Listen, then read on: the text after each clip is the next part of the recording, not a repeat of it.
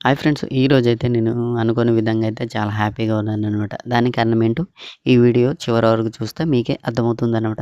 అయితే ఫ్రెండ్స్ మేమైతే రీసెంట్‌గా మేము కుర్రోళ్ళందరం కలిసైతే కాలువకైతే బాట చేసామనమాట. దారి చేసాం. కానీ అదంతా ప్రాపర్‌గా ఉండేది కాదు. చూస్తున్నారు కదా! ఇప్పుడైతే ఎంత బావుందో దారి. అయితే దారి చేయడానికి కారణం ఏంటంటే పక్కనే ఉన్న స్థలంలో అయితే మా గ్రామానికి సంబంధించిన ఒక బాబాయ్ ఆళ్ళైతే ఇల్లు నిర్మాణం చేపట్టారనమాట వాళ్ళ స్థలంలోనే.